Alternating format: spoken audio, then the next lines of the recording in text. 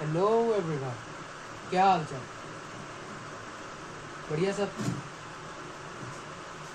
I hope आपको part 2 में मतलब कोई प्रॉब्लम नहीं आई होगी और पार्ट 2 आपको समझ भी आ गया होगा अच्छे से।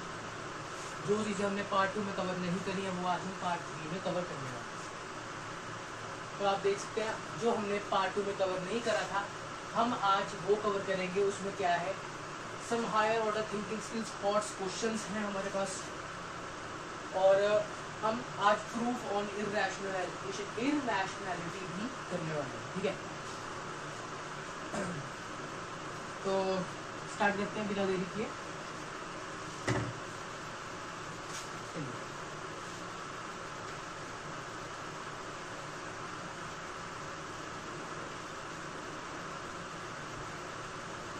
सबसे पहले मैं आपको एक नई चीज करवाऊंगा, प्रूफ ऑन इररेशनैलिटी।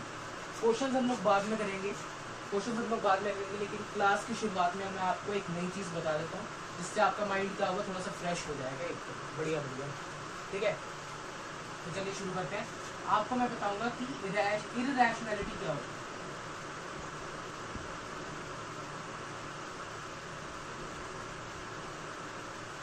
है। इररेशनैलिटी मैंने आपको फर्स्ट क्लास में बताया था कि वो नंबर जो P एंड Q की फॉर्म में नहीं लिखा जा सकता उस नंबर को हम क्या कहेंगे, इररेशनल नंबर कहेंगे। बात समझ में आई?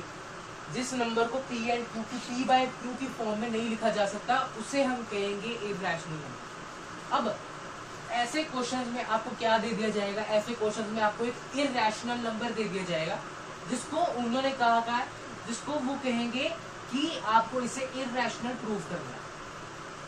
बात समझ में आई? उसमें आपको क्या कहेंगे, वो आपको कहेंगे कि इसको इररेशनल प्रूव करना है। अब आप सोचो कि भाई कैसे करें इसे इररेशनल प्रूफ, ये तो इररेशनल है तो कैसे करेंगे? तो उसके लिए मैं आपको बताऊंगा। देखिए ध्यान से देखिए, आपको यही मेथड फॉलो करना है बोर्ड में। जैसे उन्होंने कह दिया कि रूट टू को आपको प्रूफ करना है कि प्रूफ करो √2 इज इररेशनल।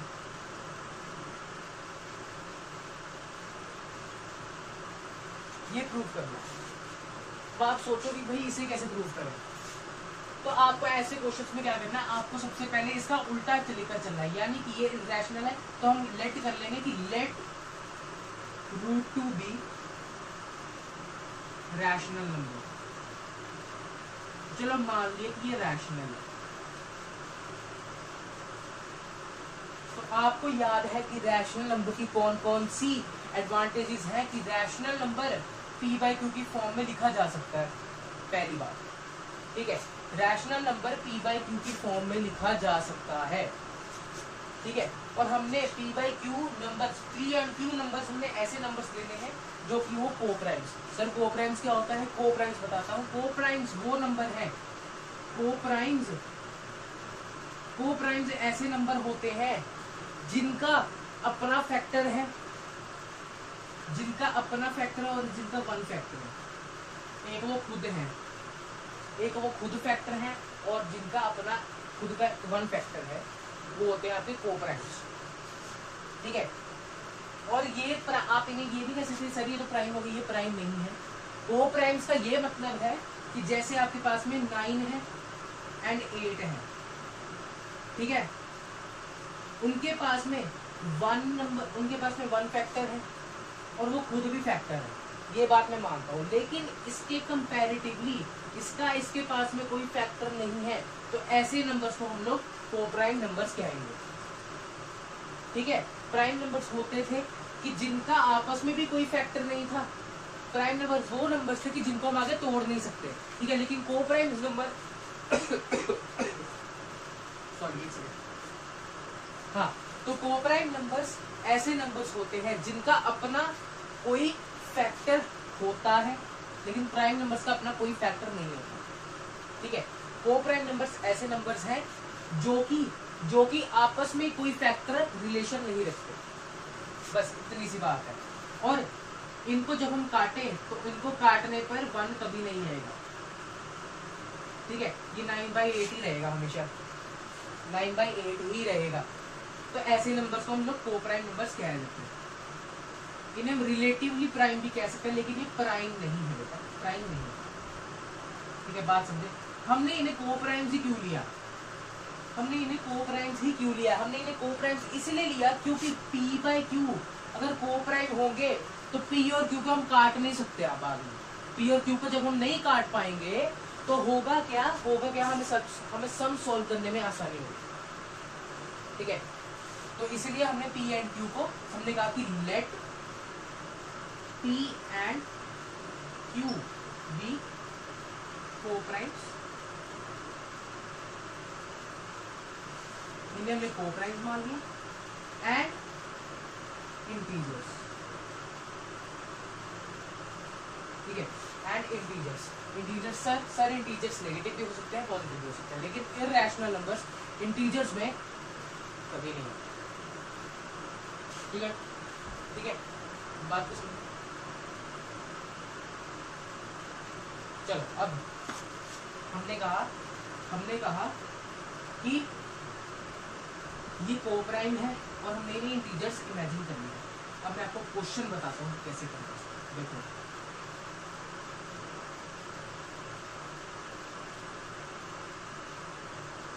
तो उसने कहा हम करेंगे कि let √2 B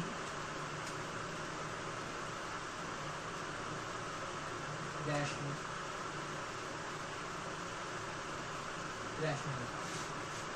So therefore we can write √2 as in the form of P by Q। P by Q में लिख सकते हैं, बहुत अच्छी लिख सकते हैं, where P and Q are coprimes,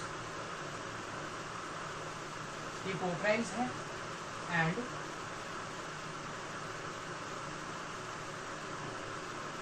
integers. बात को समझे। ठीक है, अब हम क्या करेंगे, अब मैं इसके साथ में खेलना स्टार्ट करूंगा। देखना, क्योंकि खेलूंगा तभी तो भैया मुझे दिखेगी, है खेलूंगा तभी तो क्वेश्चन निकलेगा। ठीक है, तो इसलिए हम क्या करेंगे, हम सबसे पहले करेंगे स्क्वायरिंग ऑफ बोथ साइड्स।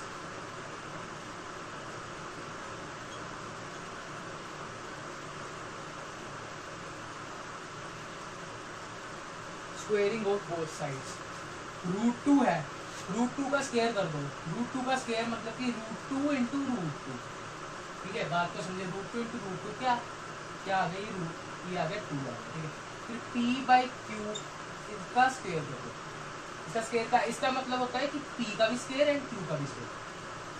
ठीक है, सिंपल सी बात है।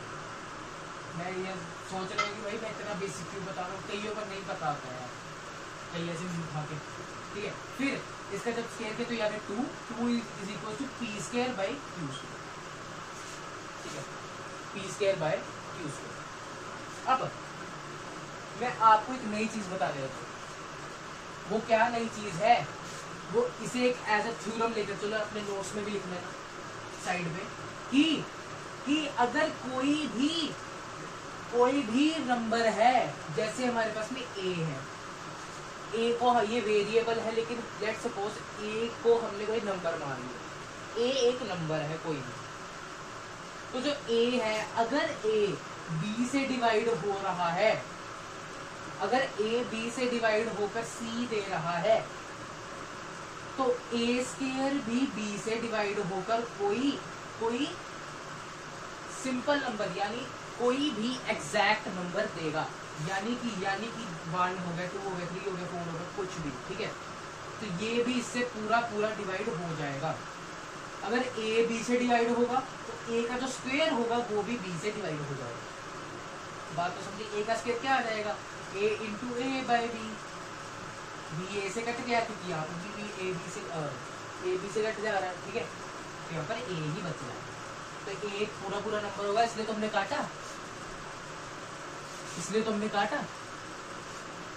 ठीक है, तो इसलिए ये थ्योरम है, ये थ्योरम आपको एनसीईआरटी में भी दे रखी है कि कोई भी नंबर है, अगर कोई भी नंबर डिवाइड हो रहा है किसी नंबर से, तो उस नंबर का स्क्वायर भी उस नंबर से डिवाइड हो जाएगा। बस ये थ्योरम मैंने आपको क्यों बताई, अब यहाँ पर इसका यूज आने वाला है। देखो क्या यूज है कि जैसे जैसे मैं इसे ऊपर मल्टीप्लाई करूंगा, जैसे ही मैंने इसे ऊपर मल्टीप्लाई करा तो ये क्या आ गया, ये क्या आ गया, ये आ गया 2 का square, 2q square, 2q square is equal to p square. वाह क्या बात है, ये तो 2q square is equal to p square आ गया। ठीक है, बहुत अच्छे। अब इसका क्या मतलब है, इस चीज का क्या मतलब है, इस चीज का मतलब है कि 2q स्क्वायर से मल्टीप्लाई हो रहा है और p स्क्वायर को बना रहा है। q 2 स्क्वायर से मल्टीप्लाई, q स्क्वायर 2 से मल्टीप्लाई हो रहा है और p स्क्वायर बना रहा है। ठीक है, तो इसका मतलब कि क्या चीज है, इसका मतलब कि q स्क्वायर जब होगा तो p स्क्वायर और 2 जाएगा डिनोमिनेटर में, चला जाएगा कि नहीं, मल्टीप्लाई हो रहा था डिवाइड में गया, मल्टीप्लाई हो रहा था डिवाइड में चला गया, तो डिवाइड में जब चला गया तो हमें क्या पता चला, हमें पता चला कि p स्क्वायर जो है वो डिवाइड हो रहा है 2 से, p स्क्वायर डिवाइड हो रहा है 2 से। और हमने थ्योरम क्या पढ़ी थी कि जिस नंबर का स्क्वायर अगर किसी से डिवाइड हो जाए तो वो नंबर भी उस नंबर से डिवाइड हो जाए। बात को समझ में आई, बात समझ में आई।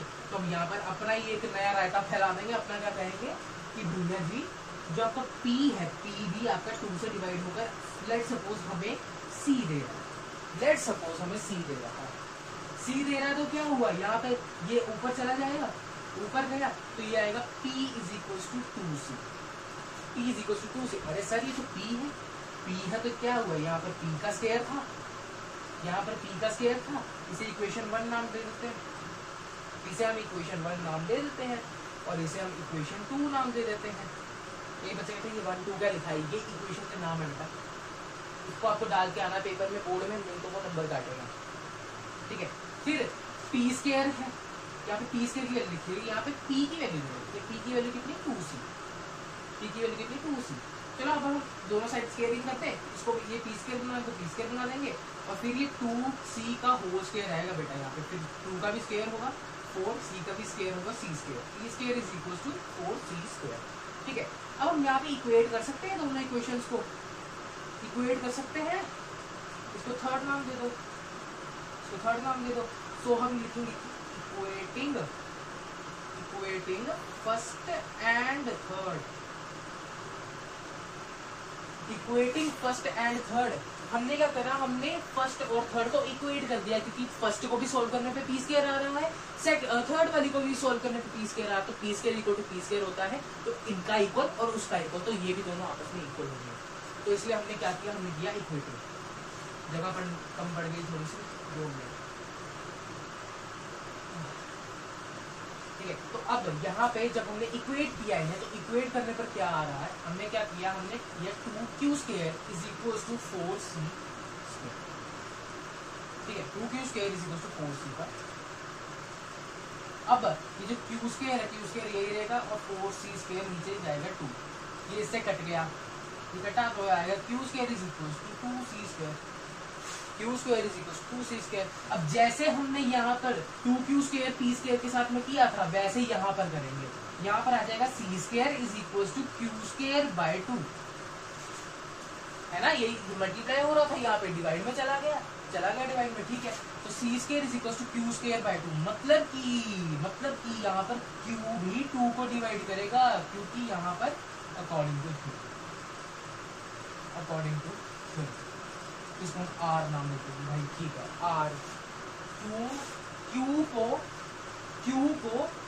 को जब हमने 2 से डिवाइड करा, हमने q को जब 2 से डिवाइड करा तो हमारे पास में कुछ आ रहा है r, कुछ आ रहा है r। तो इससे क्या साबित होता है, इससे क्या साबित होता है, हमने शुरुआत में p और q को कोप्राइम माना था, हमने शुरुआत में p और q को कोप्राइम माना था, कोप्राइम माना तो कोप्राइम का क्या मतलब था, कोप्राइम का मतलब था कि आपसी रिश्ते में कोई फैक्टर नहीं होगा कॉमन, कोई फैक्टर नहीं है कॉमन। लेकिन भैया ये तो यहाँ पे p से भी 2 से डिवाइड हो रहा है, ये भी q 2 से डिवाइड हो रहा है, यानी कि 2q का फैक्टर है और 2p का भी फैक्टर है बेटा, कॉमन फैक्टर आ गए, कॉमन फैक्टर यानी ये कोप्राइम नहीं है, कोप्राइम नहीं है मतलब सर यहाँ पे इरेशनल कैसे साबित हो गई, ये इसलिए साबित हुआ क्योंकि सिर्फ 2 चीजें ही हो सकती है इस यूनिवर्स में, या तो ये रैशनल होगा या तो ये इरेशनल होगा। जो हमने चीज सपोज की थी, अगर वो हमारे सपोजिशन अगर वो हमारी सपोजिशन क्या हो गई, रॉन्ग हो गई, तो उसकी वजह क्या होगी, ये इर्रेशनल है, इसका उल्टा हो जाएगा, इर्रेशनल है। तो इसका मतलब कि यहाँ पे हम लिख देंगे छोटा छोटा कि हेंस आवर सपोजिशन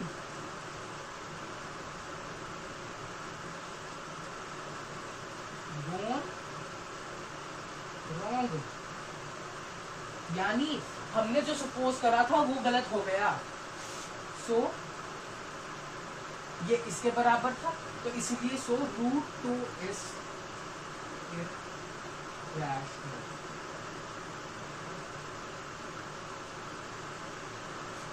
बात को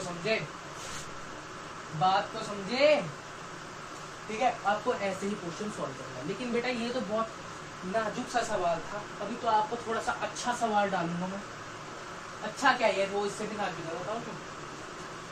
आई होप आपने नोट कर लिया होगा यार, ठीक है। नोट कर लिया, नहीं करा तो फिर से कर लेना, कोई बात नहीं, बैक करके। अब आपको एक और ऐसे ही टाइप के क्वेश्चन पर लेकर जाऊंगा, एक और ऐसे टाइप के क्वेश्चन पर लेकर चलता हूँ।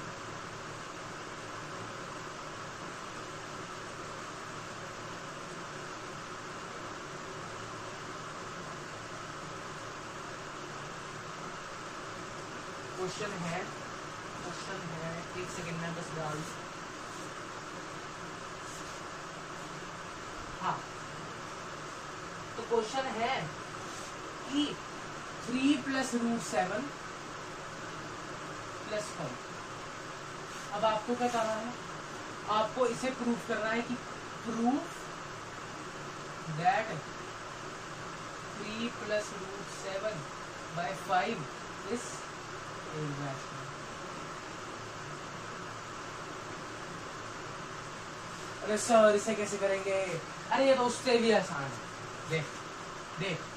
देखो बेटा, हमें यहाँ पे कोप्राइम लेने की भी जरूरत नहीं है, सिंपल इंटीजर से आपका काम हो जाएगा। क्योंकि हम यहाँ पर सपोज करेंगे कि लेट 3 + √7/5 बी रैशनल। जब हमने इसे रैशनल मान लिया तो P and Q are integers। बस सिंपल हमने ये मान लेना है, क्योंकि इंटीजर हमेशा रैशनल ही होता है, ठीक है। अब P और Q को जब हमने इंटीजर मान लिया तो हम लिखेंगे 3 + √7/5 = P/Q। ये P/Q के हम इसे फॉर्म में लिख सकते हैं, ठीक है। अब कुछ बच्चे सोचेंगे भाई सर ये P/Q में तो है। अबे भैया कहाँ P/Q में है, ये देख √7 है, ऊपर √7 है बेटा। जो √7 होता है ना, √7 की वैल्यू बहुत लंबी आती है, आप उसे लिख ही नहीं सकते एक जगह पे। तो ये P तो छोड़ो, P खत्म ही नहीं हो रहा है यहाँ पे। P को खत्म करने के लिए हमने यहाँ पे रूट लगाया √7, ठीक है। तो ये P/Q के फॉर्म में नहीं है, ये एक इर्रेशनल है। अब देखो, अब हमने क्या करना है, हमने अकेली जो रूट में वैल्यू है ना, हमें पता है क्या, देखो हमने पता है सुपोजिशन रोल कैसे करना है। हमें क्या करना है, हमें एक साइड कर देनी है रैशनल, एक साइड कर देनी है हमने इर्रेशनल, ठीक है। जब हमने एक साइड पर रैशनल नंबर कर दिया, एक साइड पर इर्रेशनल नंबर कर दिया और दोनों को इक्वेट कर दिया ना, तो वो इक्वेशन गलत हो जाएगी, वो इक्वेट नहीं होगा, क्योंकि इर्रेशनल और रैशनल कभी इक्वल नहीं हो सकते। ये चीज आपको भी पता है, मुझे भी पता है, ठीक है। अगर इक्वल नहीं हो सकते तो इसका मतलब हमारी सपोजिशन रॉन्ग हो गई, सपोजिशन रॉन्ग तो ये इर्रेशनल प्रूफ हो गया, ठीक है। तो ऐसे ही आपको करना है, √7 इधर रहेगा और ये ऊपर जाएगा, ठीक है। 5p - 3/q, ये ऐसे आ जाएगा, ठीक है। 5p/q - 3, तो ये आ जाएगा q का आ जाएगा एलसीएम 5p - 3q और इक्वल टू √7, ठीक है। तो इसका मतलब हमने क्या कहा, 5 और 3 रैशनल है, P एंड Q से रैशनल मल्टीप्लाई हो रहा है, रैशनल ही है, रैशनल से डिवाइड हो रहा है तो रैशनल ही है। So therefore √7 is equals to rational, एक सेकंड, आपको यहाँ पे छोटी सी लाइन लिखनी है कि therefore P and Q were rational, p and q were rational, and 5 and 3 are also rational. So यहाँ लिखो, ठीक है, ये जो चीज है इसको मैं यहाँ लिखूँ, ठीक है. So solving the equation, it is all over rational. ठीक है, बात को समझे. It is actually all over rational. तो हम क्या कहेंगे, and √7 is irrational. √7 is irrational. So therefore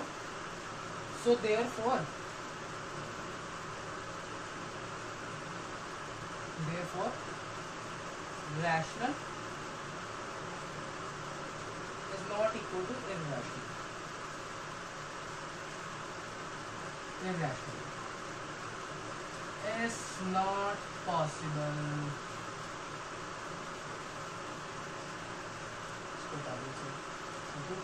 ये पॉसिबल नहीं है चीज की rational equal to irrational. So therefore ये ऐसे आ गया.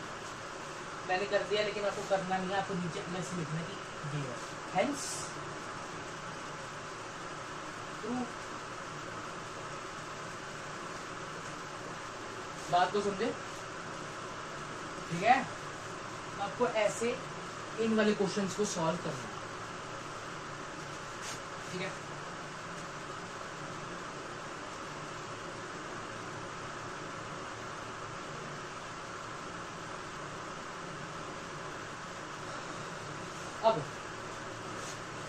अब मैं आपको एक और क्वेश्चन डालता हूँ ऐसा.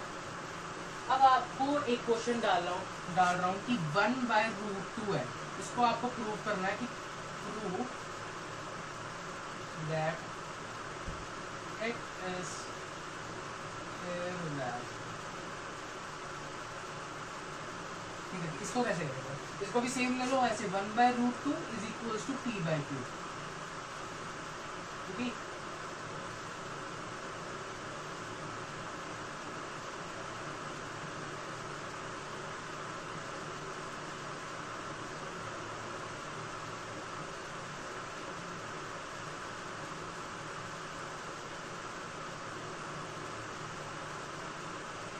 आपको कोप्राइम्स सिर्फ सिंगल वाले केस में लेना है, लेकिन यहाँ पर ये ऐसे. अब ये दोनों इंटीजर्स हैं तो क्या करेंगे हम? Cross multiply. क्या करेंगे हम क्रॉस मल्टीप्लाई. लेकिन अगर आप देखें कि q इज इक्वल्स टू √2 का p हो जाता है, तो ये कुछ वैसा ही आएगा कि हमने जब स्क्वेयरिंग ऑफ बोथ साइड्स करनी. तो हम यहाँ पर एक्स्ट्रा भी कैलकुलेट की एंड कोप्राइम्स जहाँ पे आपको मतलब एक तरीके से क्या है, आभास कोई खतरा है तो आप कोप्राइम लिख देते हैं. वैसे तो आप अगर वैसे भी लिख दोगे तो कोई चक्कर नहीं है. कोप्राइम आपको लिखना है तो लिख लो, कोई बात नहीं, ठीक है. लेकिन ऐसे क्वेश्चन में लिखना पड़ेगा, सिंपल. चलो अब हमें क्या करना है? Squaring of both sides. पहली बार आपको लग रहा होगा ये क्या कर रहा है भाई, कैसे करेंगे, ये तो आ ही नहीं रहा. प्रैक्टिस, जितनी प्रैक्टिस करोगे, 5 बार करो, 10 बार करो, 10 बार करोगे हो जाएगा, मेरी गारंटी हो जाएगा. लेकिन खुद से करना. स्क्वेयरिंग करी हमने बोथ साइड्स की, सभी दोनों साइड्स की स्क्वेयरिंग करी. q² is equals to 2p². ठीक है, अब ये नीचे चला जाएगा. q² by 2 is equals to p². तो मतलब कि ये क्या q को भी डिवाइड करता है, तो q/2 इज इक्वल्स टू निकाल मान ली कि c है. ठीक है, तो ऊपर जाएगा q is equals to 2c. यहाँ पे q है, यहाँ पे 2c है. q का स्क्वायर कर देंगे, दोनों की स्क्वायर कर देंगे. ठीक है,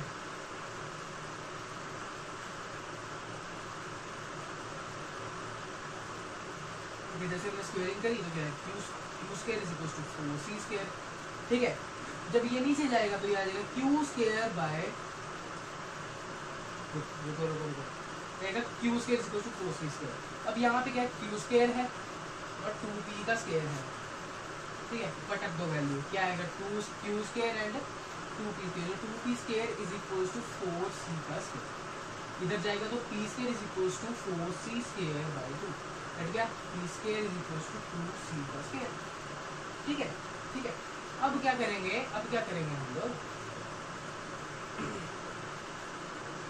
अब हम यहाँ पे इस वाली वैल्यू को इधर पटक देंगे, p square is equals to 2c square and इधर चला जाएगा p square is equal by 2 is equals to c square, ठीक है। तो मतलब कि r is equals to p by 2, यानी कि ये भी p बाय 2 और ये क्या है, कहाँ गया वो, कहाँ गया, कहाँ गया, कहाँ गया, इधर कहाँ गया,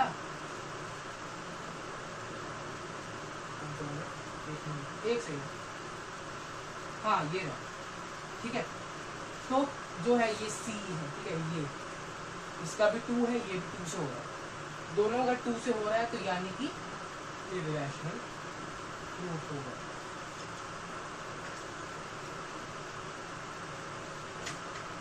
आपको सिंपली क्या करना है, आपको p बाई 2 से इसको इक्वेट कर देना है, फिर उसके बाद में क्या करना है, उसके बाद में आपको स्क्वेयरिंग कर देना है अगर जरूरत है तो, अगर तो रूट में है, ठीक है, तो आपको स्क्वेयरिंग कर देना, बस सिंपल सिंपल, ठीक है, सभी आपको ऐसे कर देने हैं, ओके।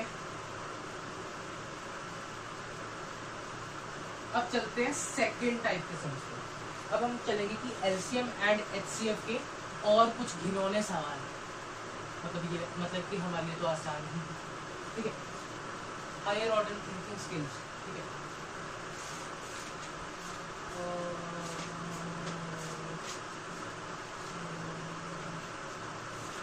एक सेकेंड, हाँ जी, ठीक है।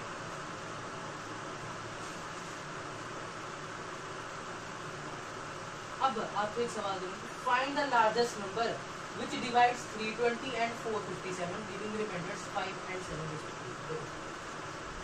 ये बंदा क्या कह रहा है, ये कह रहा है कि हमें सबसे बड़ा नंबर, हमें एक बड़ा नंबर फाइंड करना है, सबसे बड़ा नंबर फाइंड करना जो कि 320 और 457 को डिवाइड करता है। 320 जो कि 320 एंड 457 को डिवाइड कर देता है पूरी तरह से, लेकिन लेकिन लेकिन ये क्या करता है, ये रिमाइंडर छोड़ता है, 5 और 7, 5 एंड 7 ये रिमाइंडर छोड़ता है, यानी कि इस केस में 5 छोड़ता है एंड इस केस में 7 छोड़ता है, ठीक है, इस केस में 5 रिमाइंडर छोड़ता है एंड इस केस में ये 7 रिमाइंडर छोड़ता है 320 केस में। और हमें क्या करना है, हमें लार्जेस्ट नंबर फाइंड करना है, ठीक है। तो ऐसे केस में आप क्या करेंगे, ऐसे केस में हम ये चीज करेंगे कि एचसीएफ तो वो है ना, एचसीएफ तो वो है कि सबसे बड़ा नंबर जो इन दोनों को काट दे, लेकिन यहाँ पे तो ये रिमाइंडर छोड़ रहा है, ये रिमाइंडर छोड़ रहा है, ठीक है, तो ये डिविडेंड है और यहाँ पे ये रिमाइंडर। अगर हम क्या करें, अगर हम इसमें से रिमाइंडर माइनस कर दें, इसमें से भी रिमाइंडर इसका माइनस कर दें, तो हमारे पास में वो नंबर आ जाएगा, वो नंबर आ जाएगा जो डिवाइड होने वाला है, जो डिवाइड होने वाला है, ठीक है। बात को समझ रहे हैं, बात को समझ रही है, पिछली क्लास में भी हमने ऐसा क्वेश्चन करा था, तो इसमें से 5 माइनस करो कितना है 315, इसमें से 7 माइनस करो कितना है 450, निकाल दो एचसीएफ, कॉम्पिटिटिव से निकाल रहा हूँ, ठीक है, 5 + 1 6 + 3 9, तो 3 से जाएगा 1 5 105, फिर 5 + 1 6 3 से जाएगा और 3 से जाएगा 1 फिर 5 7 2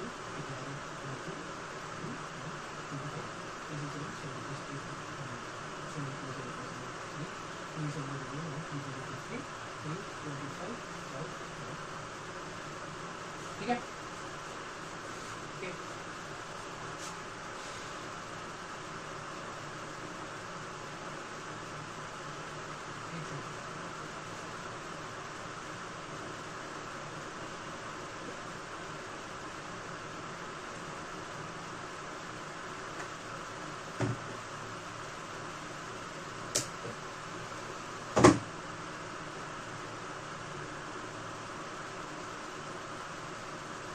ठीक है। तो अब हमें क्या करना है, हमें एचसीएफ निकालना है, ये 3 है, ये 3 है, ये दूसरा 3 है, ये दूसरा 3 है, फिर 5 है, 5 ये रहा एक, 7 ये तो ठीक है, 3 से 9 से 45 है। यानी कि 45 वो सबसे बड़ा नंबर है जो इन्हें डिवाइड कर देगा लिविंग रिमाइंडर। ये बात तो समझो। ओके, हाँ जी चलिए। अब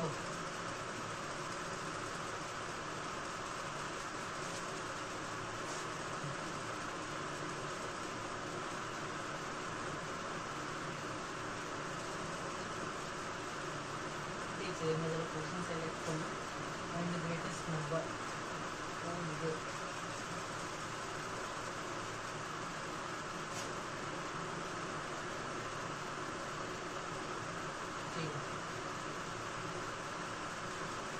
ठीक है। देखो एक क्वेश्चन दे रहा हूँ कि आपको करना, आपको फाइंड करना है कि find the largest 4 digit number, greatest 4 digit which is exactly divisible. क्या करना है? Greatest 4 digit number which is divisible by, किन से डिविजिबल है? 15 से, 24 से एंड 36 से। 50, 24 एंड 36 से, ठीक है। अब ऐसे क्वेश्चन में क्या करना है? सर डिविजिबल है, डिविजिबल यानी कट जाता है, लेकिन सर यहाँ पे ग्रेटेस्ट है। अगर स्मॉलेस्ट होता तो हम तो फाइंड कर सकते थे, लेकिन यहाँ पे तो ग्रेटेस्ट 4 डिजिट नंबर है। अरे मेरी जान तो सुनना बेटा, 1 मिनट देखो क्या फाइंड कर सकते हैं हम? इसका एलसीएम फाइंड कर सकते हैं, तो एलसीएम हम फाइंड कर देते हैं। एलसीएम कैसे फाइंड करेंगे? कॉम्पिटिटिव मेथड से करूँ ना, आपको बोर्ड वाले से करना है।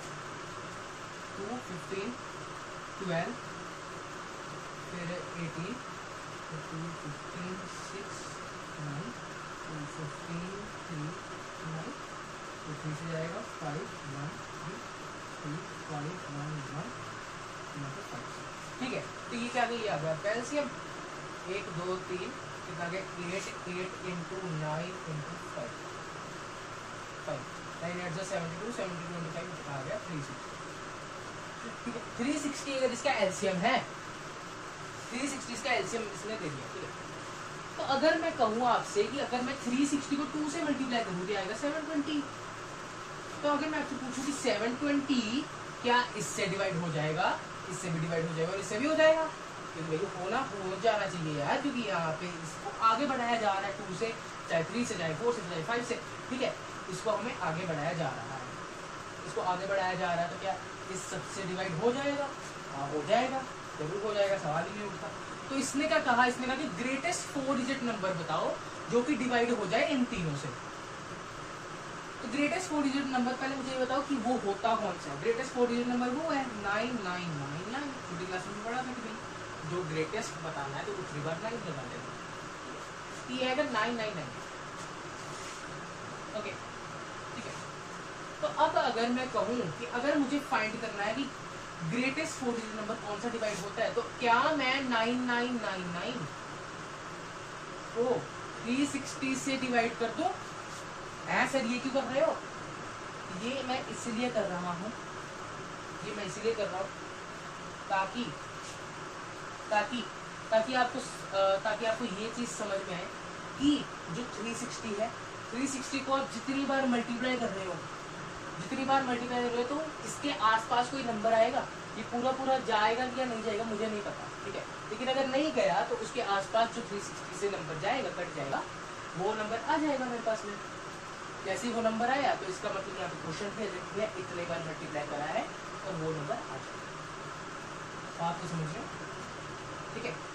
तो आपको ऐसे करना, देखो 360 इंटू 2 करोगे तो क्या आएगा? 720, 9 से फिर 7 आ जाएगा, फिर 2 आ जाएगा, 279, फिर यहाँ पे 2799 और 2799, फिर एक सेकेंड, 9999 360 2 आएगा, 2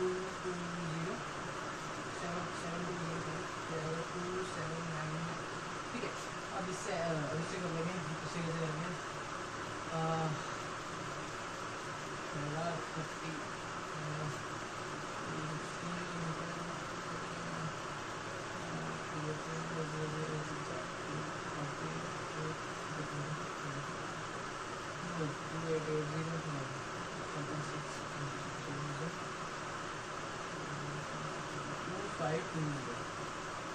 ठीक है, 2520 9 आएगा और 7 आएगा और 2 आएगा, ठीक है, आएगा 27। और 2520 वो नंबर है जो इससे पूरा कटा है, इससे पूरा कटा है, इनसे भी कटेगा जरूरी, ठीक है, मतलब बात तो सेम है ना, बात तो सेम है। एक सेकेंड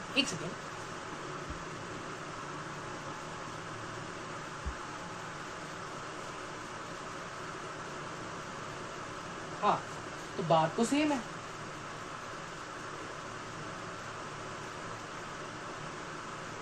ठीक है, तो अगर मैं कहूं कि जो 279 है, 279 को मैंने 279 को 999 से माइनस कर दिया, ये बच रहा था, ये नंबर बेटा बच रहा है इसमें से, ये नंबर इसमें से बच रहा है ना, तभी ये पूरा उसमें से डिवाइड हो रहा है, ठीक है। लेकिन अगर मुझे वो नंबर चाहिए कि ये पूरा डिवाइड हो जाए, कि लार्जेस्ट डिविजिबल नंबर, तो मुझे इससे इसमें से माइनस करना है, इससे इसमें से माइनस कर दो, कितना आ गया 9999 से क्या करेंगे 279 को माइनस कर देंगे, कितना आएगा 0 2 और 19 में से 2 गए तो 7। नहीं, एक मिनट 9720, तो 9720 वो आपका सबसे बड़ा नंबर है जो कि डिवाइड हो जाता है इन तीनों नंबर्स से, तो इसका आंसर आएगा आपका 9720।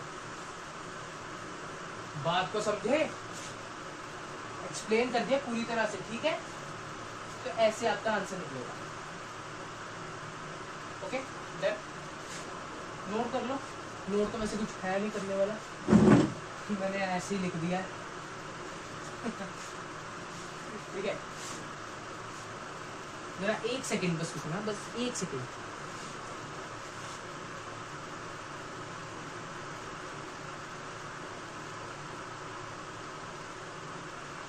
हेलो, ठीक है, तो अब ना मैं आपको एक और चीज करवाता हूँ, अब ना मैं आपको कुछ और समझ करवाता हूँ, 2-4 दिन बस, ठीक है, जिससे आपकी मतलब प्रैक्टिस हो जाएगी एक अच्छी खासी, आपको इसके बाद में सवाल बनेंगे, ठीक है, सवाल बनेंगे आपको, कोई बात नहीं, बनेंगे सवाल। तो आप कह रहे कि भाई क्वेश्चन नहीं बन रहे हैं, मतलब क्वेश्चन सॉल्व ही नहीं हो रहे हैं, बिना वीडियो देखे नहीं हो रहे हैं, ठीक है, तो इसके बाद आपको बनेंगे, क्योंकि मैं एक्सप्लेन करूँगा अच्छे से, ठीक है। नेक्स्ट क्वेश्चन पे चलते हैं। नेक्स्ट क्वेश्चन है कि लेट्स सपोज 2 बंदे हैं, एक है आपका राम, जय श्री राम, एक आपका श्याम, राम और श्याम 2 बंदे हैं। राम और श्याम क्या कह रहे हैं, राम और श्याम कह रहे हैं कि एक पार्क है, एक सर्कुलर पार्क में राम और श्याम दोनों रनिंग कर रहे हैं। राम कहता है कि राम मैं 12 मिनट में पूरा पार्क का एक चक्कर लगा लूंगा, वो लगा रहा है, 12 मिनट में वो एक चक्कर पूरा कर रहा है, ठीक है, राम की बात। श्याम बेचारा क्या कह रहा है, श्याम कह रहा है कि वो 18 मिनट पे कर रहा है, बेचारा थोड़ा स्लो है, 18 मिनट पे कर रहा है, ठीक है। तो अब हमें वो टाइम बताना है कि अगर ये लोग 9 बजे इकट्ठे निकले रनिंग करने के लिए, सुबह 9 बजे इकट्ठे रनिंग करने के लिए निकले, और इसने कहा कि ये 18 मिनट में ये बंदा कवर कर रहा है, 12 मिनट में ये बंदा कवर कर रहा है, ठीक है। तो इसने कहा कि अगर 9 बजे वो इकट्ठे रनिंग करने के लिए निकले, मतलब ये दोनों साथ साथ थे, अब इन्होंने दौड़ना शुरू किया, ठीक है। जब इन्होंने दौड़ना शुरू करा तो अब हमें वो टाइम बताना कि ये कब आपस में वापस मिलेंगे कैसे? ये कैसा सवाल है सर, 12 मिनट में ये कर रहा है, 18 मिनट में कर रहा है, मतलब कि 12 मिनट में जब ये यहाँ पर वापस आया, यहाँ से चल के यहाँ पे वापस आया, तो इसे 18 मिनट लग रहे थे, 18 मिनट लग रहे थे, इसने 12 मिनट में करा, तो 18 मिनट में, तो इसके 12 मिनट में, ये इसके 12 मिनट में कहीं यहाँ कहीं पर होगा, ठीक है। फिर ये आगे जाएगा, ये फिर यहाँ पहुंचेगा, फिर यहाँ पहुंचेगा, ठीक है। तो ऐसे ऐसे ऐसे ऐसे, ठीक है। इन दोनों की पोजीशन अलग अलग है, लेकिन हमें अगर वो टाइम पता लगाना तो हमें क्या करना पड़ेगा, इन दोनों का एलसीएम निकालना पड़ेगा। ये कितने टाइम में कवर कर रहा है, ये कितने टाइम में कवर कर रहा है। एलसीएम ही क्यों निकालना है सर? एलसीएम इसलिए निकालना है क्योंकि वो सबसे छोटा नंबर है जो इससे भी डिवाइड हो जाता है, इससे भी डिवाइड हो जाता है, यानी कि एक चक्कर इतने में, तो अगर इसे 2 चक्कर लगेगा तो इसे 24 मिनट लगे, इसने भी 2 लगाए तो इसे कितने लगे, इसे लगे 36 मिनट्स, ठीक है, ठीक है। तो मतलब टाइमिंग दोनों की अलग अलग है, लेकिन अगर हमें वो नंबर फाइंड कर लिया कि जहाँ पे इन दोनों को सेम टाइम में, जहाँ पे ये दोनों आपस में इकट्ठे मिल गए, वो टाइम मिल गया, तो हम ये भी पता लगा पाएंगे कि इसने कितने चक्कर लगाए, इसने कितने चक्कर लगाए, ठीक है। बात को समझ लिया हमने। एलसीएम इसलिए लिया है, एलसीएम हमने इसलिए लिया है ताकि ये दोनों जब आपस में वापस मिले, ये दोनों वो वाले पॉइंट पर वापस से मिले जहाँ पे ये नंबर सेम हो जाते हैं, ये नंबर जहाँ पे सेम हो जाते हैं, ठीक है। बताता हूँ मैं, 12 और 18 का एलसीएम कितना होता है, देखो 2 है, 6 है, 9 है, 2 है, 3 है, 1 3 1 2 to the 4 3 to the 9 4 to 36, तो 36 मिनट। एक और चीज, जो यूनिट दे रखा है उसी यूनिट का आपका एलसीएम निकलेगा, मिनट है तो मिनट में 36 मिनट बाद ये दोनों इकट्ठे मिलेंगे वापस से इस पॉइंट पे, यहाँ से शुरू किया था, यहाँ पर 36 मिनट बाद मिलेंगे, ठीक है। यहाँ से शुरू किया था, यहाँ पर 36 मिनट बाद मिलेंगे। क्यों 36 मिनट बाद मिलेंगे, ऐसा क्यों? क्योंकि 12 मिनट में एक चक्कर लगाना, तो इसने 3 चक्कर लगा लिए, मतलब है ना, 36 12 डिवाइड हो गया तो 3 चक्कर लगा लिए, इसने 2 चक्कर लगाए, इसने 3 लगा लिए, इसने 2 लगा लिए, ठीक है। तो वो जो नंबर है 36, जो नंबर है 36 ऐसा नंबर है जहाँ पर ये भी इकट्ठा हो गया और ये भी इकट्ठा हो गया, 18 मिनट वाला भी, ठीक है। इसने 2 लगाए, इसने 3 लगाए, तो इसलिए 36 मिनट पे जब ये 36 मिनट हमारा आंसर आया तो वहाँ पर ये उस पॉइंट पर जाकर हमें मिल गए, ये इसलिए हमने यहाँ पे एलसीएम लिया। थोड़ा मानता हूँ थोड़ी थोड़ी लंबी होगी, लेकिन अब ये चीज़ समझनी है, ये चीज़ आपको समझनी पड़ेगी, ठीक है। ऐसे क्वेश्चन में आपको एलसीएम ही लेना पड़ेगा। एक ट्रिक भी बता देता हूँ। ट्रिक क्या है कि आपको सोचना है कि आंसर मेरा बड़ा आएगा गिवन नंबर से, जैसे 12 और 18 है, 12 और 18 है। अगर मेरा आंसर आपको लग रहा है कि आंसर यहाँ पे बड़ा आ सकता है, यहाँ पे आंसर बड़ा आएगा, तो बड़ा आंसर जो है, जब आपको अगर बड़ा आंसर आए तो आपको एलसीएम निकाल देना चुप करके, क्योंकि आपका एलसीएम आपको भी पता है, एलसीएम होता है लोएस्ट कॉमन मल्टीपल। मल्टीपल बड़ा होता है हमेशा, फैक्टर से तो बड़ा ही होता है, ठीक है, फैक्टर से बड़ा होता है मल्टीपल, ठीक है। इसलिए अगर आपको लग रहा है कि आंसर बड़ा आ रहा है तो आपको एलसीएम निकाल देना, अगर आपको लग रहा है कि आंसर मेरा छोटा आएगा तो आपको एचसीएफ निकाल देना, ठीक है, ठीक है। ये ट्रिक काम करेगी पक्का। कुछ लोग कहते हैं कि आपको जहाँ पे ग्रेटेस्ट लिखा है वहाँ पे आपको एचसीएफ, वहाँ पे आपको क्या कहते हैं एलसीएम निकाल देना, जहाँ पे आपको वो लीस्ट लिखा है तो वहाँ पे आपको एलसीएम निकाल देना। ये गलत है, ये चीज़ गलत है, सॉरी एलसीएम निकाल देना, ठीक है, ये चीज़ गलत है, ऐसे नहीं करना, आपको थोड़ा इमेजिन करके करना। अब है in a seminar the number of participants in Hindi, English and mathematics are 60, 84 and 100, ठीक है। हिंदी बोलते हैं, हिंदी में भी हिंदी बोल रहे हैं। हिंदी के जो पार्टिसिपेंट्स हैं, हिंदी के पार्टिसिपेंट्स कितने हैं 60 हिंदी के पार्टिसिपेंट्स हैं। फिर उसके बाद में इंग्लिश के 84 है, मैथ्स के 100, इंग्लिश के 84 एंड मैथ्स के 108। ठीक है, इंग्लिश के 84 एंड मैथ्स के 108 है। तो अब ये बंदा क्या कह रहा है, अब ये कह रहा है एक सेकेंड, हाँ, अब ये कह रहा है कि हमें क्या करना है, हमें हर एक जगह पे सेम बंदे उठाने हर एक रूम में। Find the minimum number of the rooms required, each room the same number of participants are to be seated and of the same subject. यानी कि हमें अलग अलग रूम्स मिले हैं और हर एक रूम में ये इक्वल नंबर ऑफ पार्टिसिपेंट्स होने चाहिए और जो कि सेम सब्जेक्ट के होने चाहिए। सर ऐसे क्वेश्चन में क्या करें सर? खुद सोचो अगर मैथ्स के 108 पार्टिसिपेंट्स है, क्या यहाँ पर 120 आंसर आ सकता है? सर चलो 500 आंसर आ सकता है इनका। 500 से कैसे आएगा? 500 का बंदा ही नहीं है, जाता हूँ 500 का बंदा ही नहीं है यहाँ पे। ठीक है, तो 500 आंसर नहीं आ सकता, यानी कि HCF आंसर आएगा। HCF हाईएस्ट कॉमन फैक्टर क्यों आ रहा है, थ्योरी बता रहा हूँ, क्योंकि वो सबसे छोटा नंबर है जो कि यहाँ पे, वो सबसे बड़ा नंबर है जो कि यहाँ पे डिवाइड कर रहा है सबको। ठीक है, अगर वो इसको भी करेगा, वो इसको भी करेगा, तो इसको करेगा तो इसके ही फैक्टर बटेंगे, यानी कि 6-60 हिंदी के हैं, तो ऐसे अगर हम इक्वली पार्ट्स में से डिवाइड कर रहे हैं, डिवाइड करा तो मतलब कि हर एक कमरे में इक्वल नंबर्स ऑफ पार्टिसिपेंट्स बैठ गए। ठीक है, हाईएस्ट कॉमन फैक्टर है ना, वहाँ पे कॉमन है वो। ठीक है, हाईएस्ट कॉमन फैक्टर है, बताता हूँ निकाल के सीधा। 108 है, 84 है एंड 60 है। ठीक है,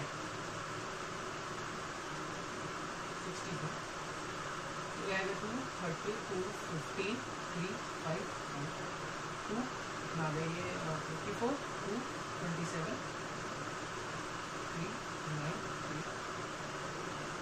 2 कितना होगा 42, 21, 3, यहाँ पे क्या करना, 2 से जा रहा है, 2 से जा रहा है, 2 से भी जा रहा है, 2 से जा रहा है, 2 से जा रहा है, 2 से जा रहा है, 3 से जा रहा है, 3 से जा रहा है, 3 से जा रहा है। ठीक है, अब 4 से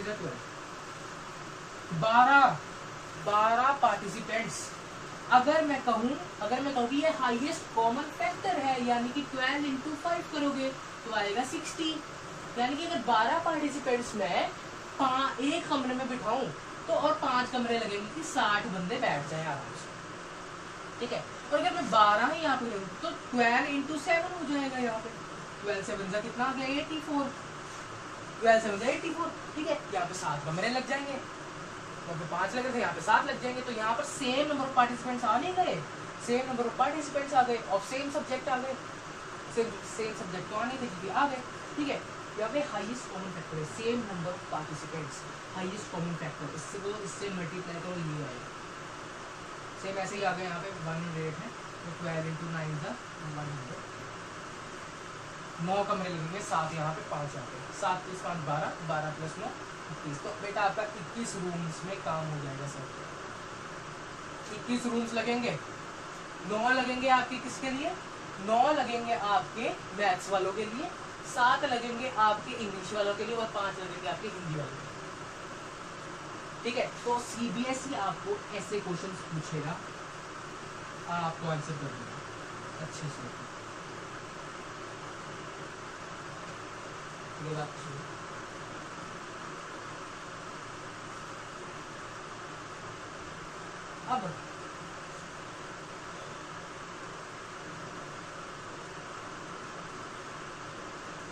अब यहाँ पे एक और क्वेश्चन डाल, एक क्वेश्चन है कि the traffic lights at 3 different road crosses. अब ट्रैफिक लाइट्स है 3 डिफरेंट रोड्स पर। ठीक है, एक रोड ये है, एक रोड ये है, एक रोड ये है। ठीक है, ट्रैफिक लाइट्स है 3 रोड क्रॉसिंग्स पे। ठीक है, यहाँ वाली ट्रैफिक लाइट